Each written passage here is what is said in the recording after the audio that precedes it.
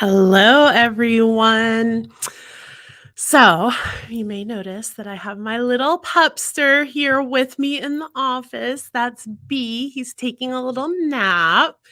And this week, we are talking about the internal song. So, last week, if you've been following along and watching on Sunday mornings, we're rooting and rebooting. So, we're going back to the basics of our principles.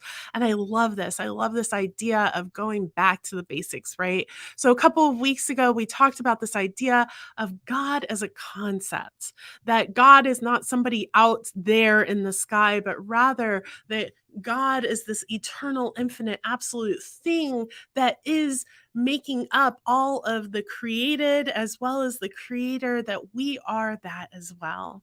And so then this past Sunday, we talked about this idea of the universal voice. Okay, so if God is all that there is, then what does that make me?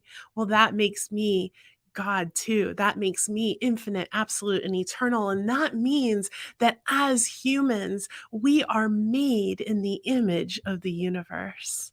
And so this week, we're taking it one step further and we're saying, okay, so what do I do with this information? How does this help me to actually live?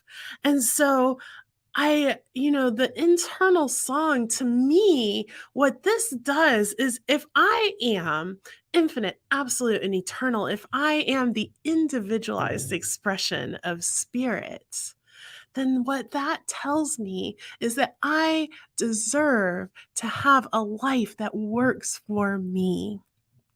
And so I begin to unpack and uncover my system of beliefs and the thoughts and behaviors and habits and patterns that are not serving me in my highest and best good. I begin to unpack those subconscious and unconscious beliefs and biases that keep me playing small and that keep me from seeing that every other individual that I come across, that I come in contact with, is also God as humanity.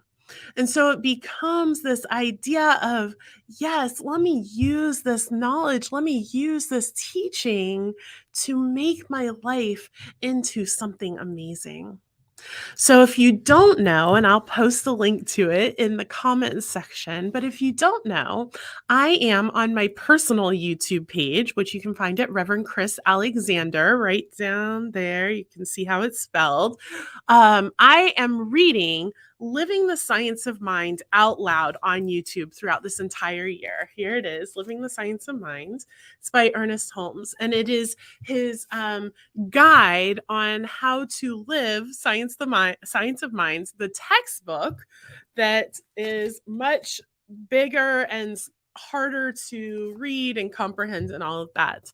And today, as I was doing my reading for this week, I came across, he does a whole essay on what is spirituality. And y'all, his definition is so beautiful. So go check out my page and watch What is Spirituality, that is going to be posting up later this week. But for now, I want to read you just a little tiny excerpt of what Ernest Holmes, our founder, has to say. He says spirituality can not be taught, but it can be felt. It can be practiced. It can be embodied. Each in their own consciousness must experience it in their own way, and their way will always be best for them. Indeed, it will be the only way they could do it, because in the secret precinct of the mind, which is alone with God, nothing else can enter. And then he goes on to say, do not wonder whether or not you are spiritual. Rather, accept the fact that you must be. In a sense, you had nothing to do with it. This is your nature. You are rooted in the supreme mind, in the everlasting spirit, in the perfect presence. I love this because that is our internal song, the spirituality that is always being done in our own way, in our own consciousness, in the way that works best for us. And so it becomes that spirituality really is different. There's 7, well, now 8 billion ways to practice spirituality because there's that many of us on the planet, that each and every one of us have a different way to come to our own realization, to come to our own inner being and knowing of our divinity. I love you all. Go check out Living the Science of Minds. There will be a link. And also, I hope to see you on Sunday. Bye.